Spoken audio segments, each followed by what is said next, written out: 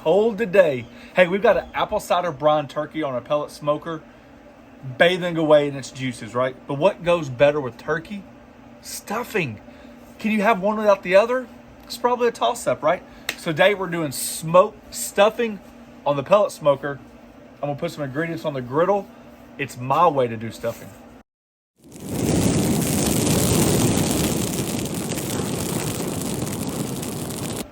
Look, the old saying goes, practice what you preach, right? I always say use your griddle to your advantage. Don't be scared to step outside for the holidays and use the griddle for more than what it is. So let me show you the ingredients. I got quote-unquote day-old bread. This is just sourdough bread that you buy at the store in the loaf style. Some celery, some onions, some of that poultry blend, tri-blend. It's got sage, rosemary, and thyme. Some poultry seasoning, some butter, and egg. Jimmy Dean sausage, the sage kind. I like some, throw some cornbread in there. So we found this cornbread stuffing. Can you make your own? Yes, sometimes it's just easier. And to be honest with you, you're not really losing that much benefits. Like the flavor's really, really, really good. You do you. And then here we go, some homemade chicken stock. I'm gonna talk about that a little bit later. Woo, first things first, I got my blackstone roaring. Probably. Whew, I want to stand close today. Can you smell that? You guys understand what homemade chicken stock looks like versus the box? If you pour a boxed out and it looks like that, there's no way. You couldn't do it. So we're just going to put this in here, let it start warming it up. Look at all that fat in there. All right, I've got some prep work to do. I'm going to chop up some celery, some onion, chop up all this bread.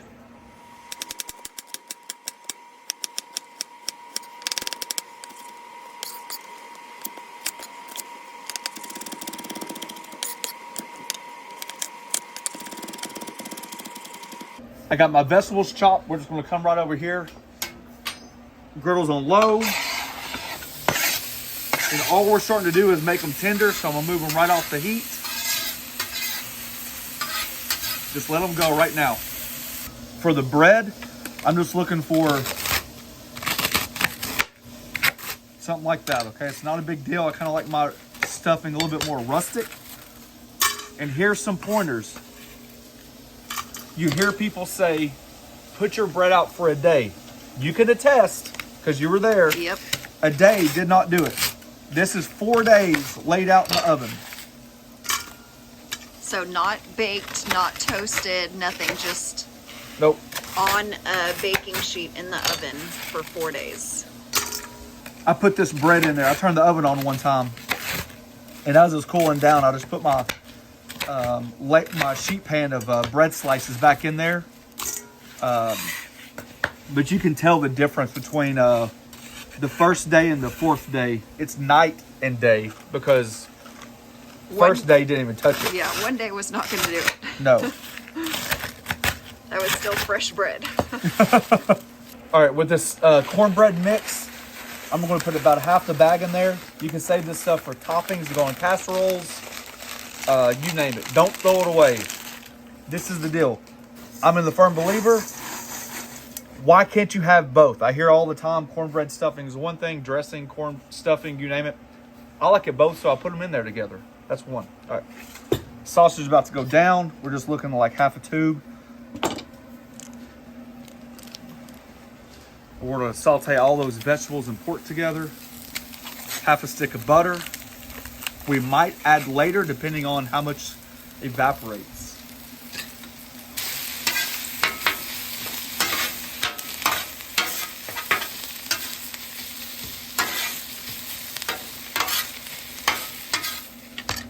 A lot of times when I'm broiling my turkey, especially when it's a traditional turkey, I'll buy the poultry blend with sage, sage, thyme, and rosemary.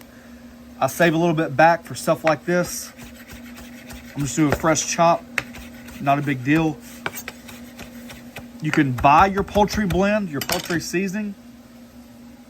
I believe in it. I also think there's nothing better than fresh herbs. Right down that butter bath, right there.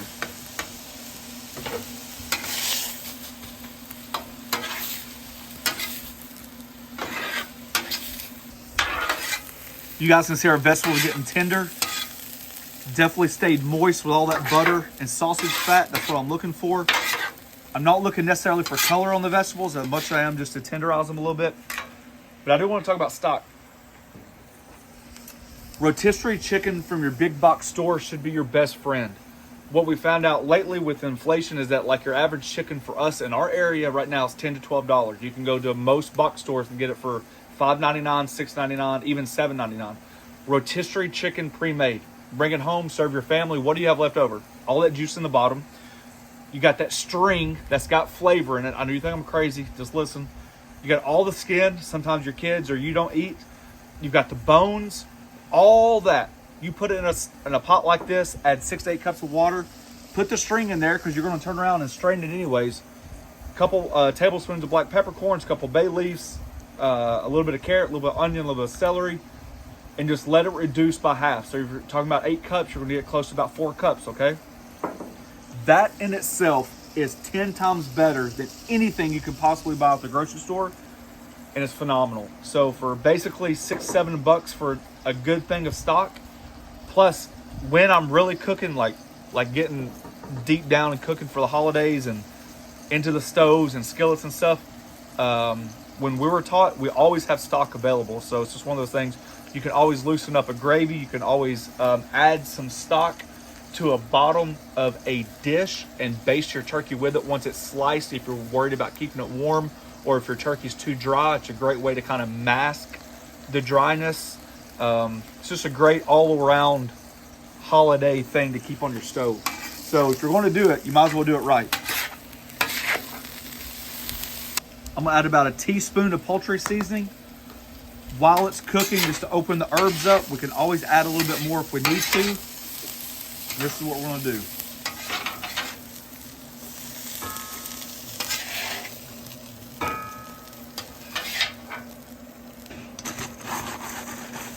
Kind of toss it over. Maybe unorthodox, but we like to put an egg in ours just for consistency purpose. And use the bowl to your advantage. I teach my kid all the time. She's standing right behind the camera right now. To use the bowl at your advantage. Ooh. Try to give you guys some measurements. 1, 2.5 for right now.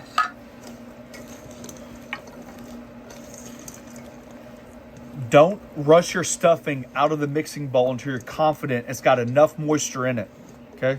Just because a recipe says 2 cups, 3 cups, half a cup, you have to decide. You want your stuffing to be right where it needs to be. So that's about what, 3/4 cup right there? Mm-hmm. Before you take it out, you want all your bread rehydrated, a good mix. You want to taste it for flavoring. Notice we didn't add salt or pepper. We need to. I just want the consistency where we need it. Oh yeah, that stock. I'm telling you, it's a different level of flavor. Plenty of cracked black pepper.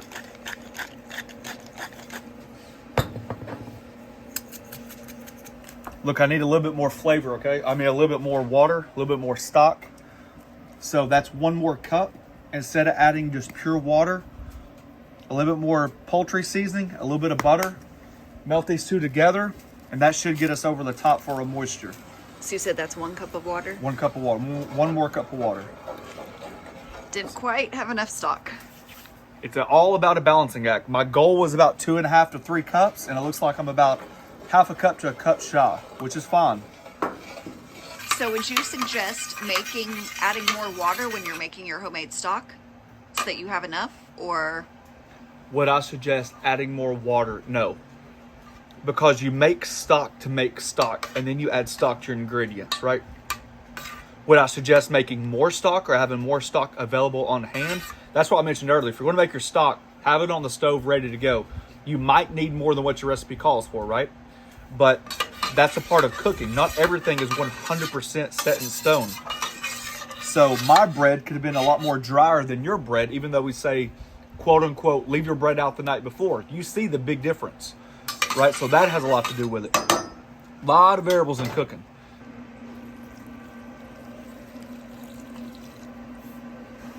So that was an extra cup. Yep. I went ahead and put the whole thing in there.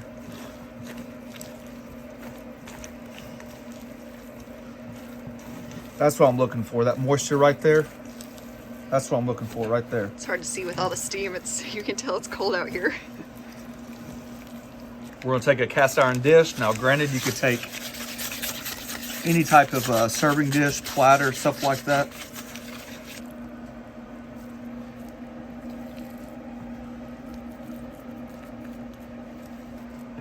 Do you know what size skillet that is? Because that looks just about perfect. 12. 12 inch. Yep.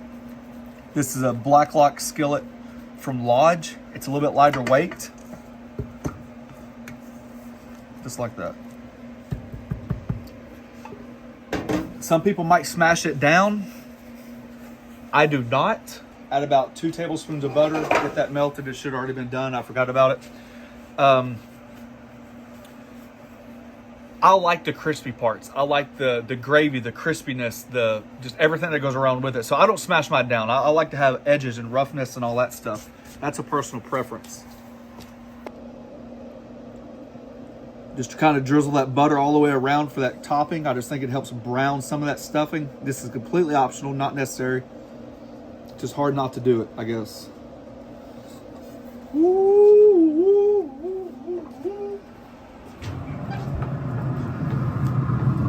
There she is. That's a different video.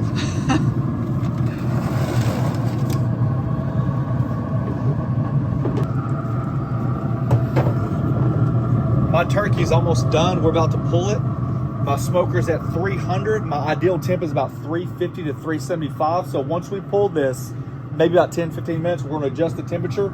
And this will be on the smoker about 35, maybe 50 minutes, something like that.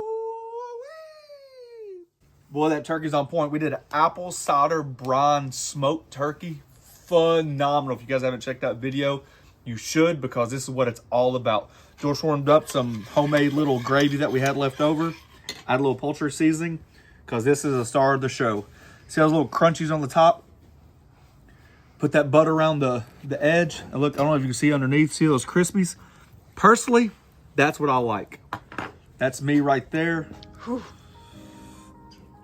A little bit of that warm gravy. I know what you're saying. Try it without the gravy. Who tries stuffing without gravy? It's like chicken or the egg. Well, I want a bite without the gravy. Because I don't eat gravy on my stuffing. Do you not?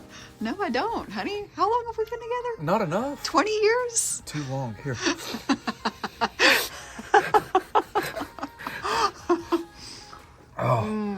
I just like, I love the mix of the cornbread and the regular. If you want to make your own cornbread, do it. There's such good products out there today that if you can take a shortcut, might as well. That's good. Give me another bite. Whew. Oh, hot. Yeah, that's what you call hot food. For the people that are worried about smoking and it masks the flavor, does it mask the flavor? Because I was worried about that. Getting too much of a smoke taste? Yes. No. Nope. I don't Almost even not hardly get at any all. smoke taste. Exactly. You're only in about 35 minutes to maybe 45, maybe an hour, depending on what temp. So it doesn't really have time to adhere that much smoke. If you're worried about it and you still want to use your outside cooking equipment, charcoal grill, pellet smoker, gas grill, put aluminum foil over the top of it for maybe 30 minutes, take it off for maybe 15 minutes. It really reduces the amount of smoke, but I think this is almost smokeless. Oh, that's good. Anyways. That's good.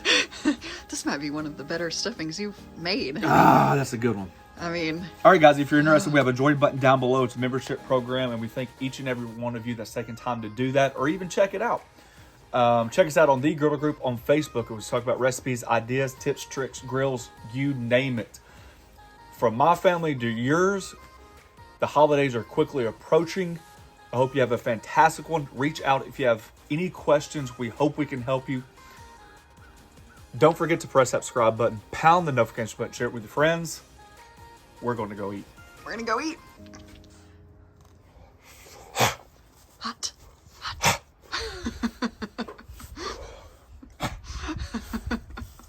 That's good. We're filming?